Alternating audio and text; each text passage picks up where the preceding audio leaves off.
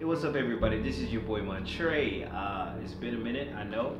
I'll let you know, life gets busy, gets hectic, and I have to take care of business. Mostly because I started a new job and stuff, so, in the holiday season, so, things get kind of crazy with that. But I felt the need that I needed to go ahead and make a video real quick because I've been having some epiphanies.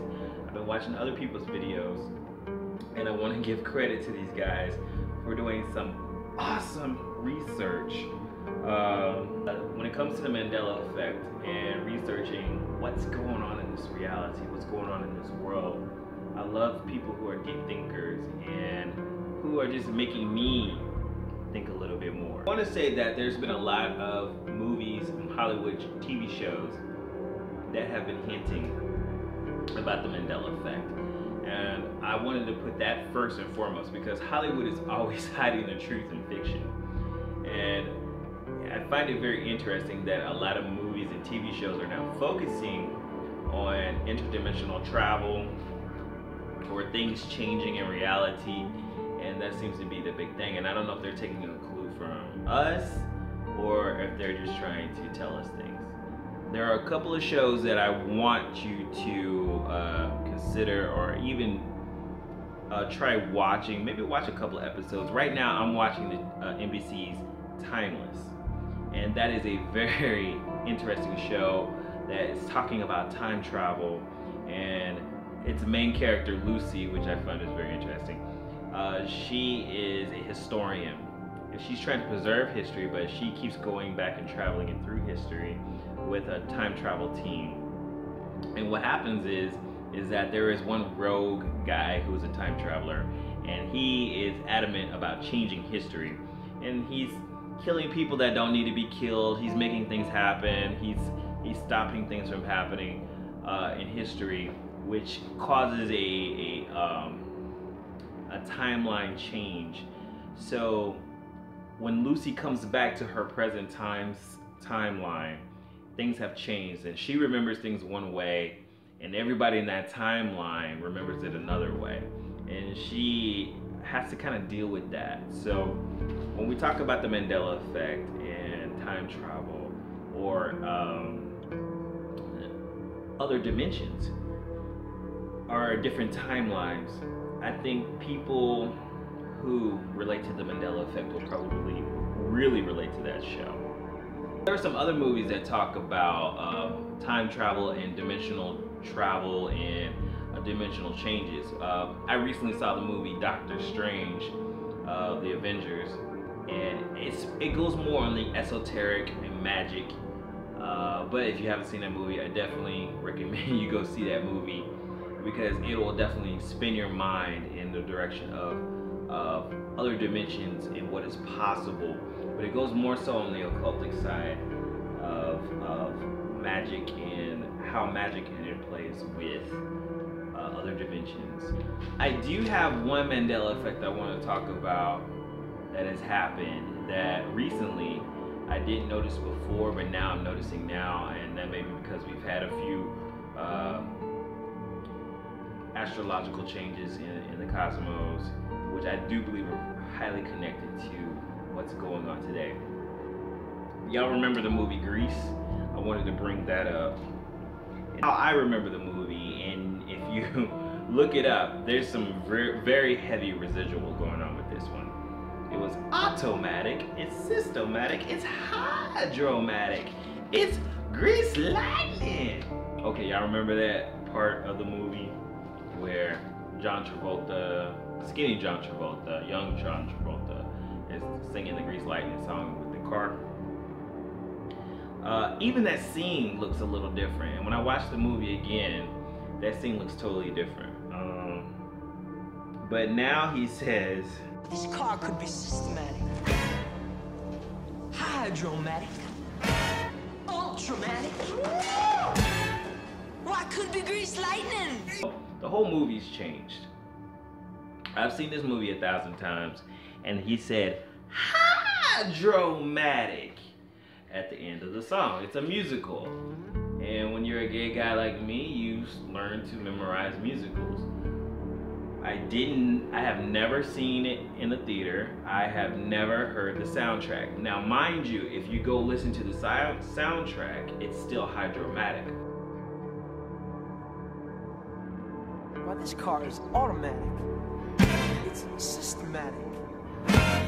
It's hydromatic. Why, it's greased lightning. But if you watch the movie, hydromatic is not at the end. So, just to let you know my history, I have never heard the soundtrack. I have never seen Grease in a theater. The only time I've seen Grease is on television. And at the end, he said, hydromatic. And he doesn't say it at the end anymore. He says, ultramatic. And I've never heard him say that.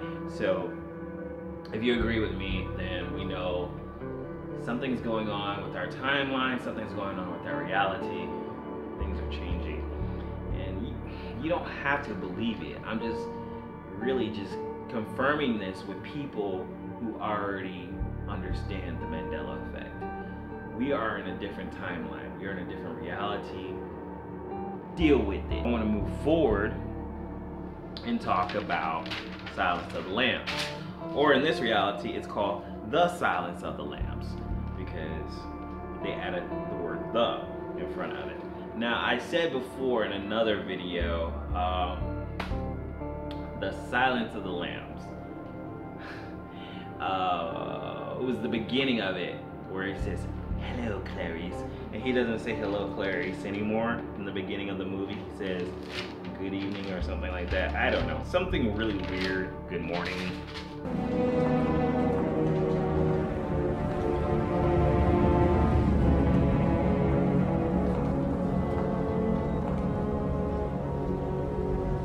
Morning. Dr. Lex. So somebody else brought up, I'm going to tell you who that someone is.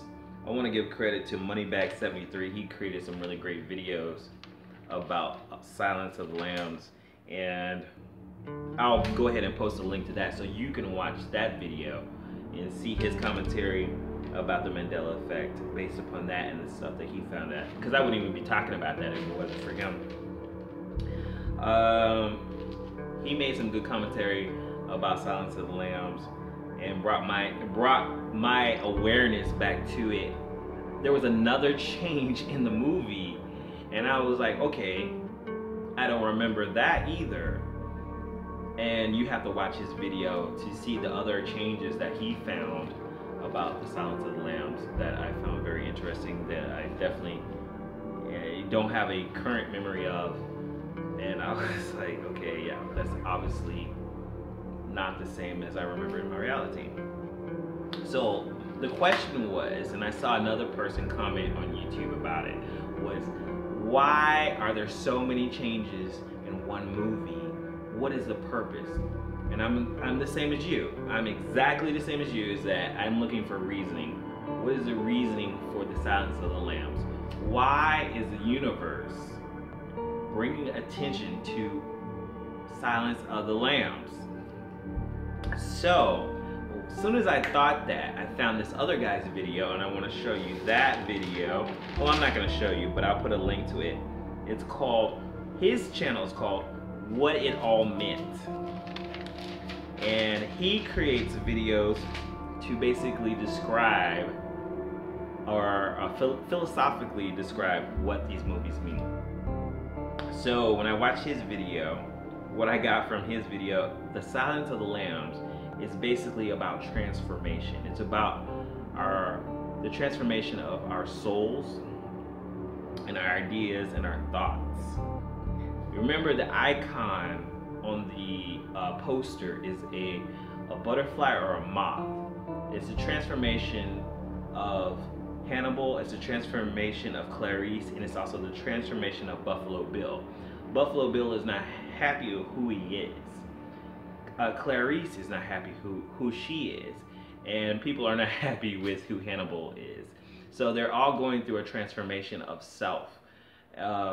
So the whole movie is about transformation of the personality of the human. And I think when it relates to the Mandela Effect, that's what we're going through. We're going through a type of transformation, and I found that very interesting. And there's two types of transformation. The caterpillar transforms into the butterfly, and also the the caterpillar can also transform into the moth. So the butterfly is the more positive transformation. The moth is more negative. So during this transition of the Mandela Effect, we have a choice, or some of us have a choice, I guess, whether during this transformation, what are we transforming into? What are you transforming into? This moment, the only reason why you become aware of this Mandela Effect is because something is urging your soul to wake up. There's a lot of negative energy around you. There's a lot of negative stuff inputting into your mind. I don't want you to get distracted about Trump or Hillary or politics or what people are saying on the internet or on Facebook, but I want you to become the best you that you can be, okay, during this time right now. And create your reality, because nothing is static, and I want you to believe that, and I want you to believe that you can create your reality. Transform into the butterfly. Don't transform into the moth. The moth is only going to fly toward the flame and burn itself up. But I know 2016 may have been bad for a lot of people. But when you get to the mind, the conscious mind, the only constant is change. That you flow with that change. Life is like a wave, an ocean wave. And we are nothing but surfers, and you have to navigate that surf. You know? So don't get discouraged. 2017 is going to be an awesome year. I want to keep you guys encouraged, stay in a positive mind, because if you don't do it, then who will? Talk to you guys later. Bye.